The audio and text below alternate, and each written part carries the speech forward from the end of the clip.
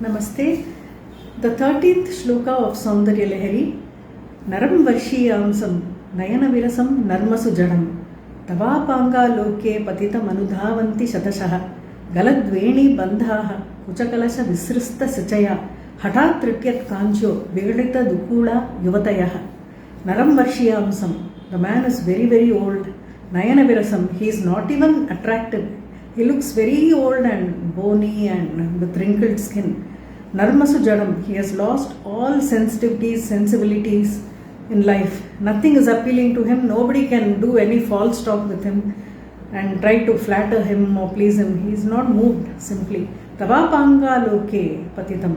The moment the compassionate gaze of Mother Goddess Lalita Mahatripura Sundari falls on him, Anudhavanti Shatashaha, hundreds of people, they chase him, they run behind him. Why? Because he suddenly transformed into the most irresistible creature, all because the compassionate gaze of Lalita Mahatripura Sundari has fallen on him. Her sidelong gaze. She has looked at him, given him a sidelong gaze of compassion. That is enough to transform him. That is the power of her gaze, which has transformed him into the most irresistible creature, where hundreds of young celestial beauties, not ordinary people, not us human beings. If we find somebody attractive, probably we'll just turn and give them a second look. Oh, who's this beautiful person? We'll just look like that and we'll be doing our own thing. And in fact, we don't even pay compliments heartily to anyone in this world. We are full of complexes, full of ego. By praising someone, we think our importance is lessening. We are always fully conscious of our own greatness.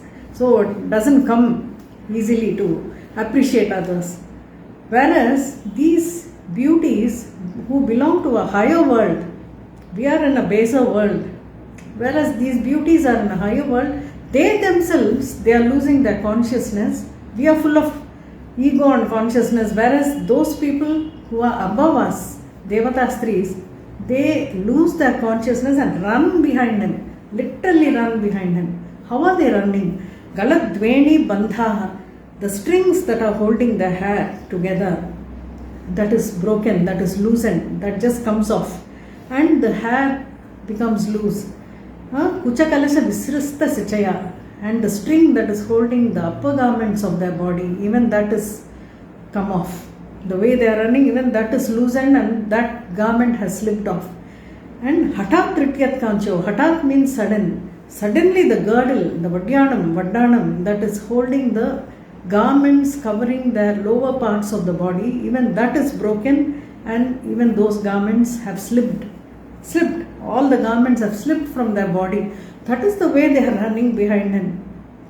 Devatastris, all hundreds of them, Shatashaha, all young, Yuvatayaha, young damsels, beauties. That is the power of Lalita Mahatripura Sundari's gaze. So this is the superficial meaning of this shloka. There are two other ways of interpreting this. Naram Varshiyamsam. Who is the oldest man in the universe? Oldest, Lord Shiva himself. Nayana Virasam. To look at, he is not even appealing in the sense that he wears snakes as garments, as ornaments, and then his body is smeared with ashes. He puts ashes all over his body and matted hair, and he's not easy, not a very appealing sight if you look at him very physically. And then Narmasu Jadam, he is not moved by false talk. Can anyone fool Lord Shiva? Can anybody try to tell him something false? It's impossible, because he is moved only by, he knows who is sincere and who is not sincere. No point in doing all ritualistic pujas while the heart is not very sincere or honest. He knows. That is enough. So, Tavapanga loke patitam. The moment the compassionate sidelong glance of his divine spouse Shakti falls on him, Anudhavanti Shatashaha, That is all the young beauties, celestial beauties of Devaloka have to be interpreted as all the powers in the universe. They all follow him. They attach themselves to him. They just attach themselves to him. So these beauties are interpreted as Shaktis. And another way of interpreting the shloka is Naram Varshyamsam, somebody who is wise beyond their years, maybe through karma or the very difficult life they have seen, experiences, and life's tough lessons have made them wise beyond their years. They could be physically young. And then Nayana Virasam, to look at also, they may not be too appealing because they feel absolutely dead. All they can, they are not interested in worldly things at all. Narmasu Jadam. And they don't care about flattery. Somebody talking all, oh how nice you are, you look nice, or you play something so nicely, you sing nicely. They are not bothered.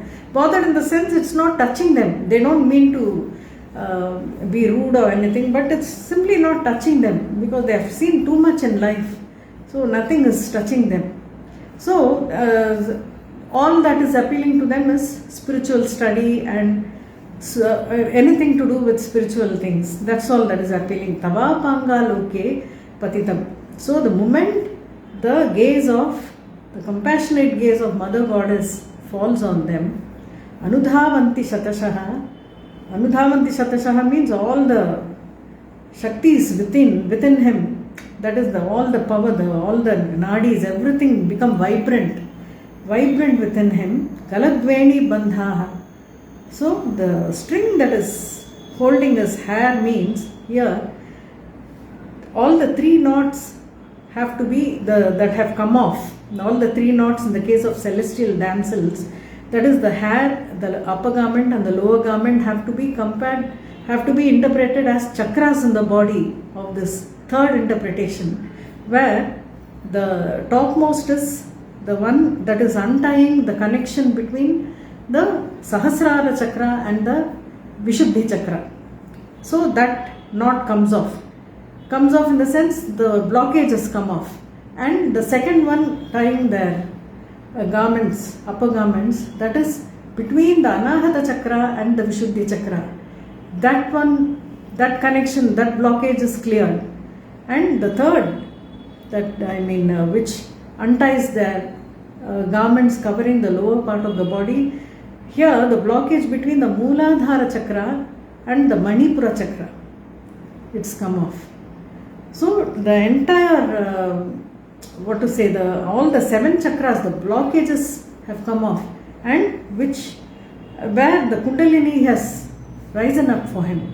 And in this process, garments slipping off means his bodily awareness goes. He is full of light and he is fully aware of his soul power. He attains moksha in this. So the garments are body and awareness of body. So these 3 knots are the knots that are blocking his chakras. So the shloka has to be interpreted like this. This is the way. In fact, more can be told on this, but I am not able to elaborate more than this. So what are the benefits of this stotra? The main is, of course, if you go by the superficial meaning, definitely this is very beneficial for men. This shloka is most beneficial for men. They become most attractive. They gain the power of attracting women on a very baser level. It happens, whether we want it or not, it happens. And most important thing is, for men, impotency is cured. Anyone who is suffering from impotency, it is cured, definitely cured.